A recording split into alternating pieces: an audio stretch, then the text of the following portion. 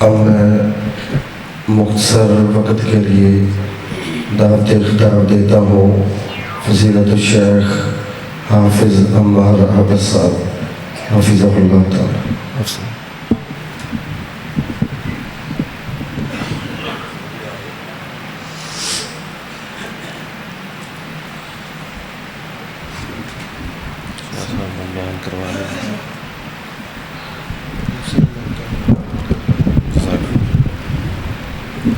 السلام علیکم ورحمۃ اللہ وبرکاتہ۔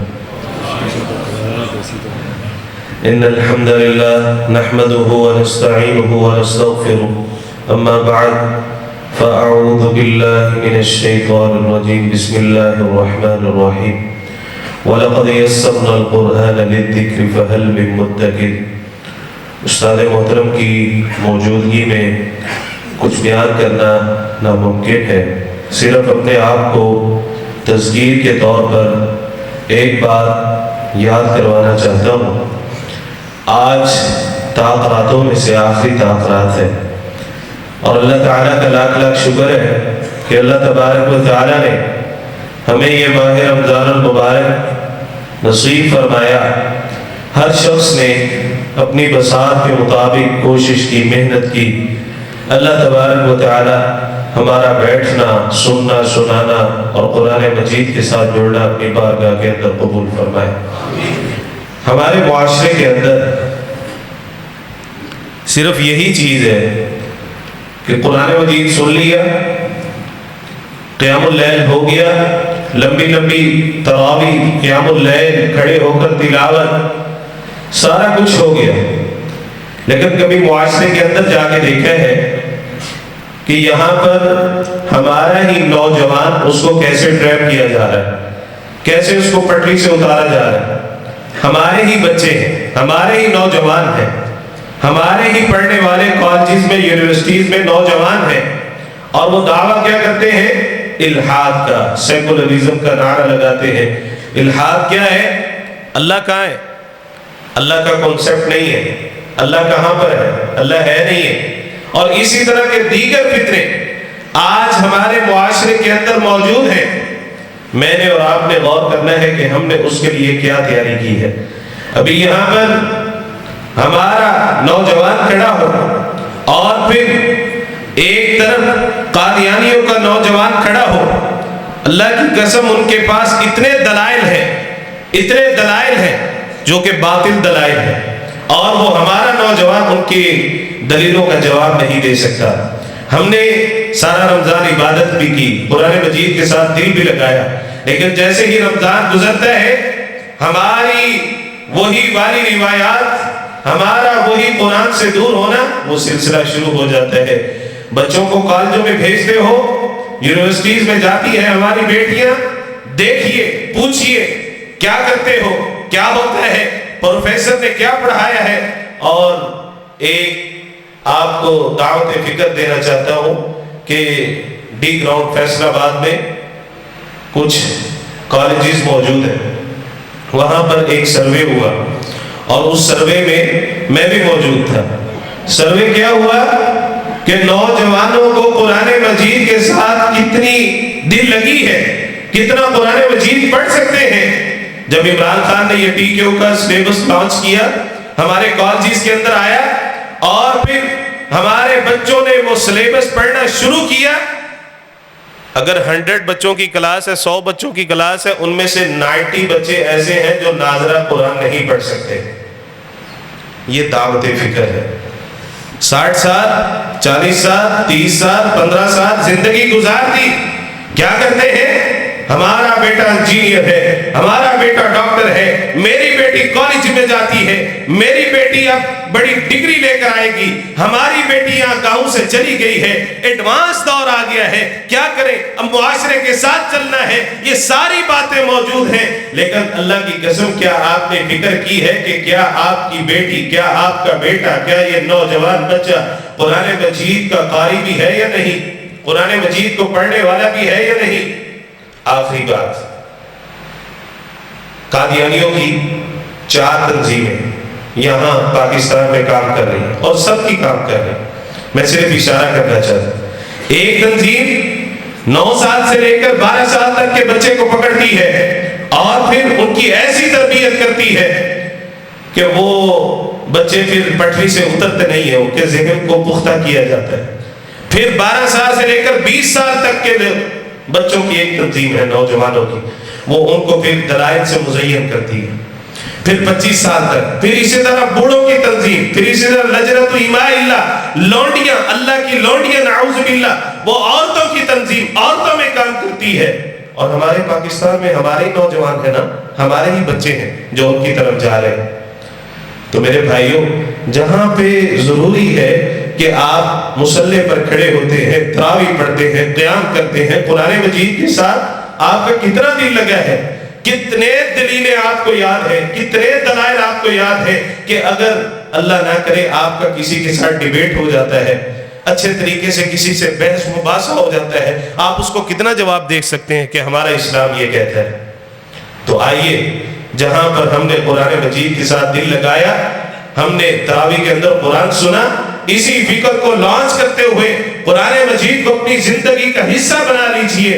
اور داد کے مستحق ہیں ہمارے استاد محترم، پہلے مدرسہ لانچ کیا، مدرسہ بھی چل رہا ہے، اور اسی نہج پر اب ایسے بچے تیار کیے جا رہے ہیں.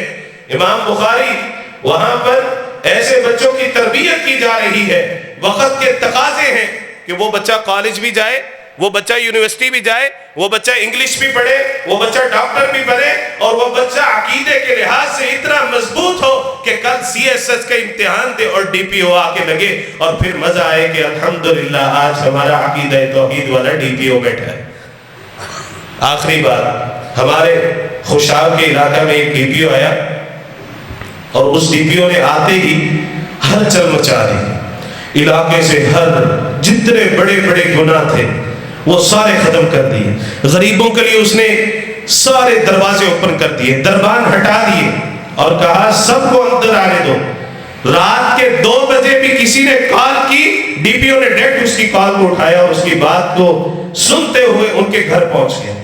1 سال 1.5 سال کے عرصے میں وہ DPO اتنا چھا گیا کہ اب اس کا تبادلہ ہونے لگا، یہاں سے جانے لگا تو ساری عوام اس کے حق میں کھڑی ہو گئی، سارے غریب لوگ، سارے عمراء اس کے حق میں کھڑے ہو گئے کہ ہم نے اس کو جانے نہیں دینا. ہے کون تھا؟ قادیانی. ہے کون تھا؟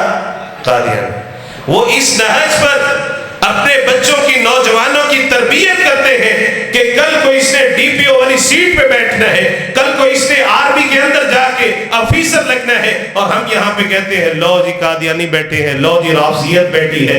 آئیے اپنے آپ کو بھی اس نہج پر تیار کیجئے، اپنے بچوں کی تربیت کیجئے.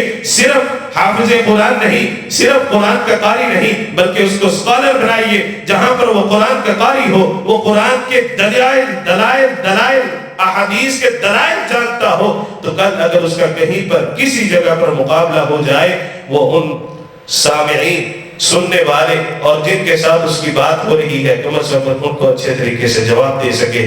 اسی نہج کو لانچ کیجئے، اپنے آپ کو دلائل سے مزین کیجئے. اللہ تعالیٰ مجھے اور آپ کو عمل کرنے کی توفیق نصیب فرمائے. جی الحمدللہ، وہ پہلے بھی بھائیوں کو تعارف ہے، قاری صاحب نے کہا ہے التقویٰ انٹرنیشنل الحمدللہ جو بنیاد ہے وہ یہی سوچ ہے جو ہمارے استاد محترم نے ہمیں دی ہے.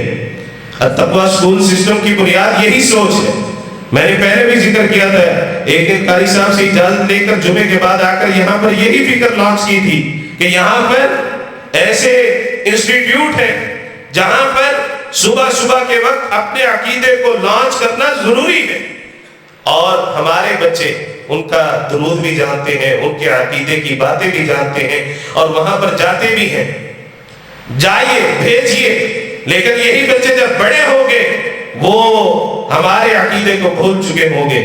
اسی بنیاد پر، اسی بیس پر الحمدللہ علاقہ بھر میں بڑی بڑی شخصیات نے، بڑے بڑے لوگوں نے کہا بھی کہ اس کو بند کر دیجئے، اس کو رہنے دیجئے، اسکول سسٹم نہ اوپن کیجئے. اور پھر الحمدللہ یہ عقیدہ توحید کی بیس پر اسی کی بنیاد رکھی گئی ہے. مدرسہ بھی بن سکتا تھا، کوئی حرج نہیں تھی، لیکن ایک جدید سسٹم کو لانچ کرنے کا مقصد یہ ہے، ایک فکر ہے، ایک ویژن ہے، ایک سوچ ہے، اور اس سوچ کو لے کر چل رہے ہیں۔ الحمدللہ اللہ نے کامیابی دی ہے، اور یہی سوچ ہم نے کالج تک لے کے جانی ہے۔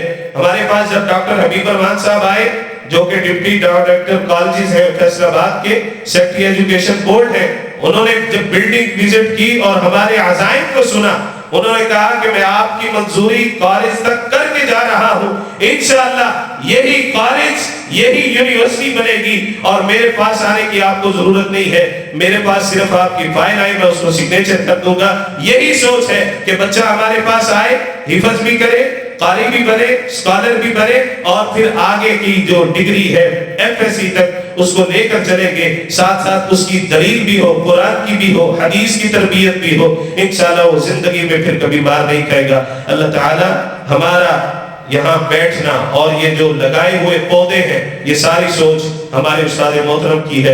اس سوچ کو لانچ کرنے کے لیے آپ کے علاقے میں یہ کام ہو رہا ہے، آئیے ایک دفعہ ضرور وزٹ کیجئے۔ اللہ تعالیٰ سے دعا ہے کہ اللہ تعالیٰ ہمارے استاد محترم کو سلامت رکھے، اسی طرح مہر محمود عبداللہ صاحب کی شفقت محبت اللہ تعالیٰ ان کو بھی سلامت رکھے۔ آپ تمام ساتھیوں کا بڑا شکریہ، جزاک اللہ خیر، بارک اللہ فیکم۔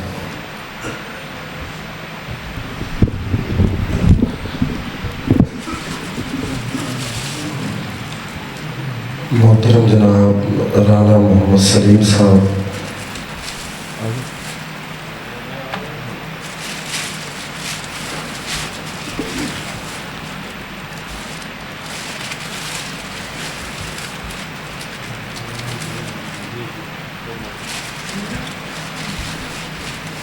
رانا